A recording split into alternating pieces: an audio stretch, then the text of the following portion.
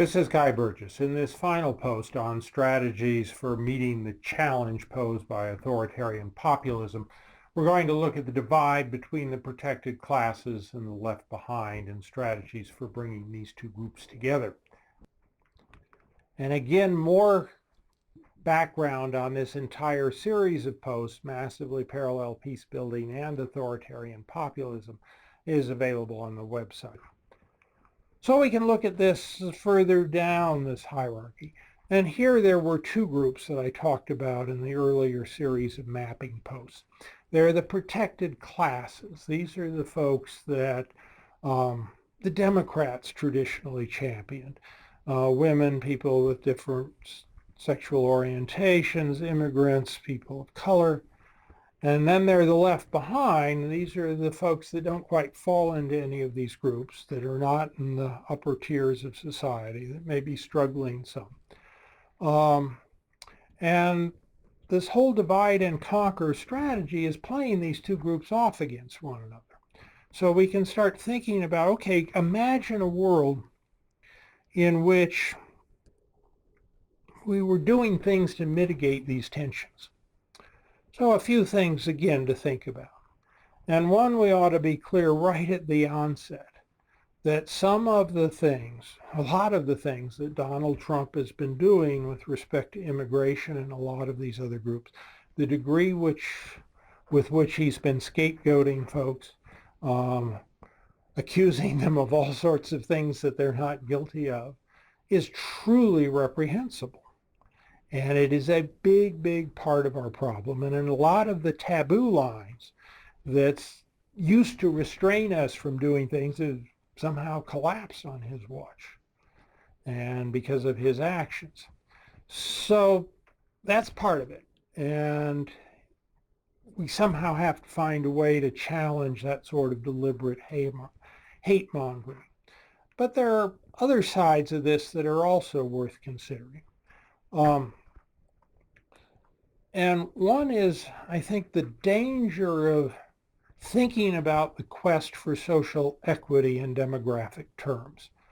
There's this book that came out in the early 2000s, The Emerging Democratic Majority, and this has surfaced again and again in political articles and opinion pieces in the years since. And the basic argument is that pretty soon demographic changes, increasing populations, primarily of various minority groups and immigrants, will get to the point where they're the majority. And since they're all Democrats, the Republicans will not stand much of a political chance. And if that's the way it is, and if you believe in conservative political philosophy in the best sense of the word, that's something that people would be uneasy with. So at the same time you're asking for equal treatment, I don't think you should be framing things that as soon as these groups get in power, then the other side won't have any power. That's just asking to exacerbate the conflict. And so what we need, I think, is a way of thinking about the quest for social justice or something closer to social equity, or at least getting rid of the acute injustices, that instead of being a zero-sum win-lose game where we think in terms of proportionality and you look at the proportion of Democratic protected class constituents with some trait, whether it's police arrests, income, or whatever, and you look at the proportion of folks in Republican circles that have the same trait, and if you can shift the proportions in a more democratic or a more conservative way, then you've won. That turns the core of society into a win-lose game. And that gets us a lot of the trouble that we're in. So what we need is a way of phrasing things that's positive sum, win-win, where everybody has a stake in maintaining a common social safety net that addresses unequal opportunities, that recognizes, among other things, that there are lots of white folks who are not, in any meaningful sense of the word, privileged. They're locked out of this meritocracy at the top, just as various communities of color are. And they have a similar set of problems. Maybe the proportion of groups of people in each group that has particular disadvantages changes. But at least if we can find some way to reframe these issues in terms of genuine need that can account for the fact that some groups have faced, different and more intense levels of discrimination than others, and that some people within each group have very different levels of opportunity, we'd be a lot better off. But this is a vision that needs to be developed. And that's, again, something that some of these groups could do. And it also requires taking a little more of a honest look at the immigration issue. And it isn't just, though Donald Trump's hate-mongering aside, there are reasons to question immigration policies and at least think about them. This is a link to, and again, there's citations on the website, an interesting article that shows how dramatically the demographic makeup of the United States is changing.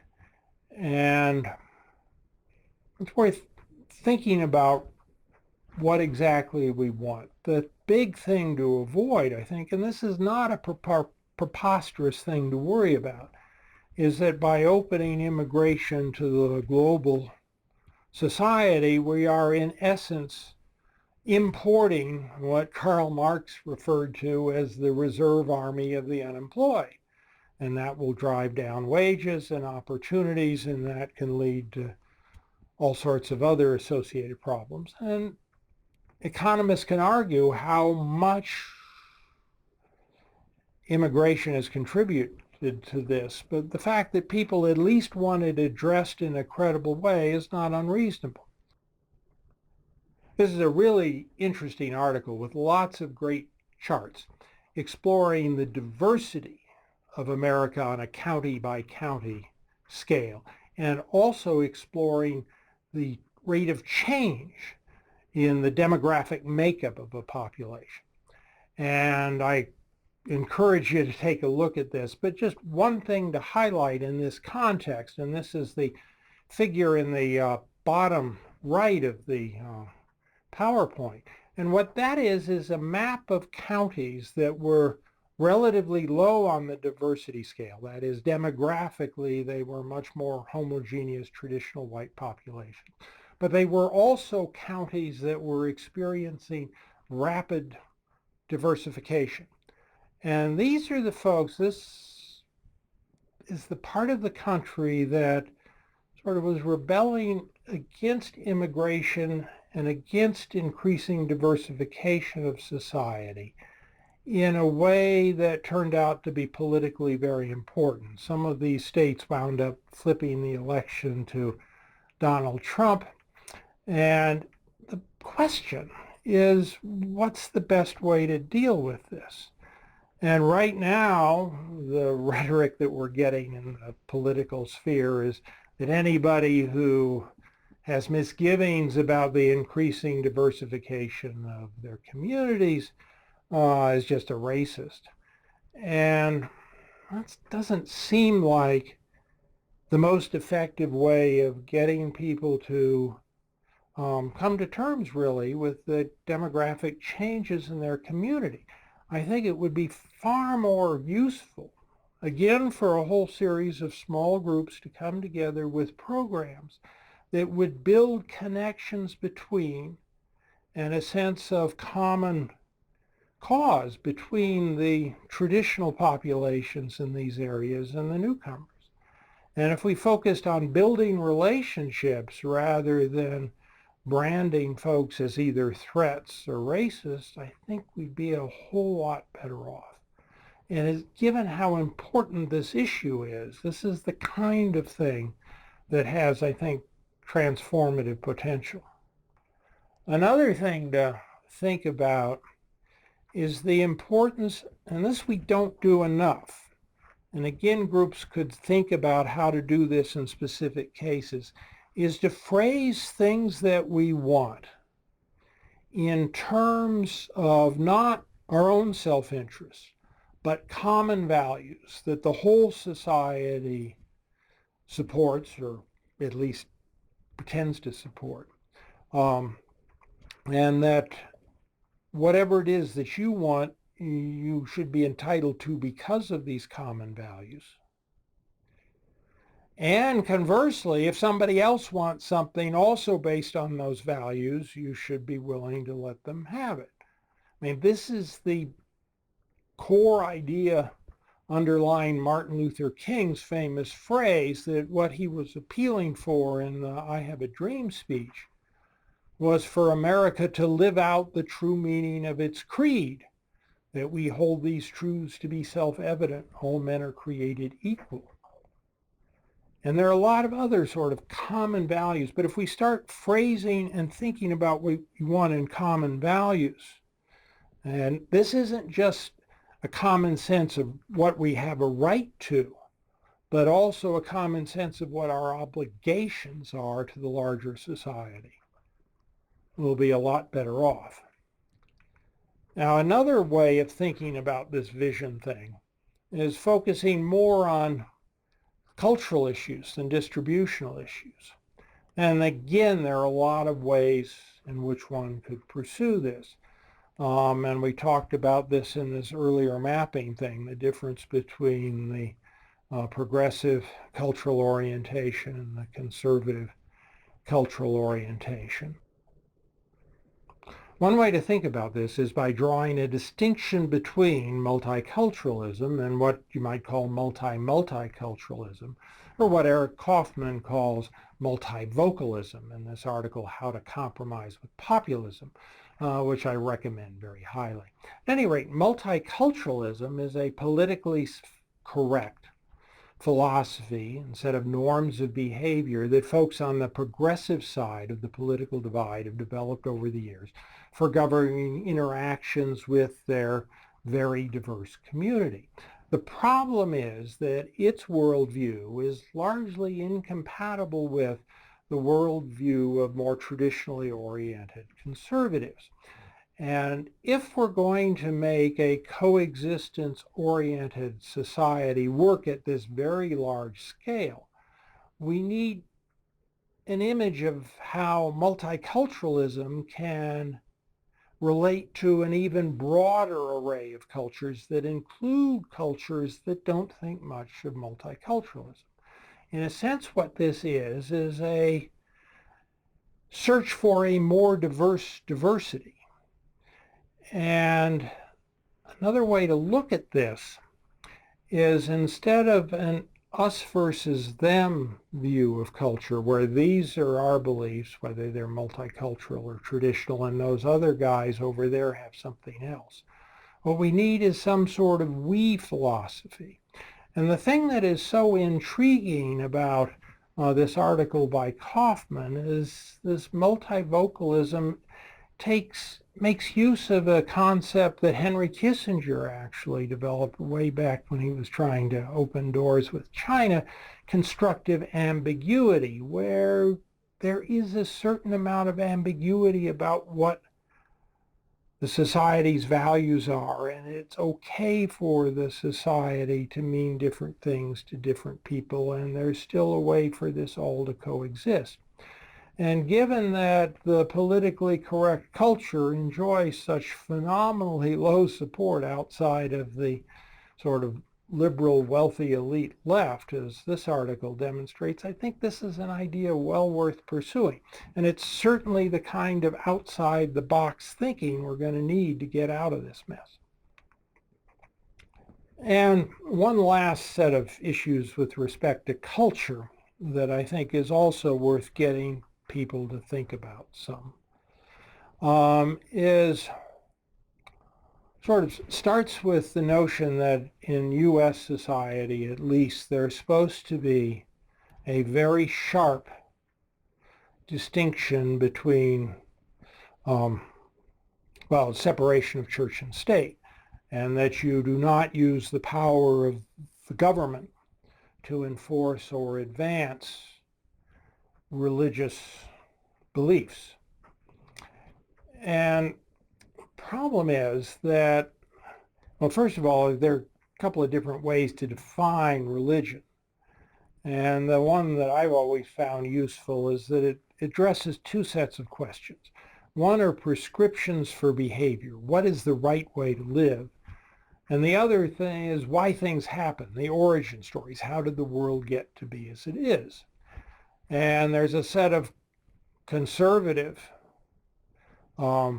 origin stories, Genesis and all of that, and a set of beliefs regarding, among other things, homosexuality that have a clear religious origin. On the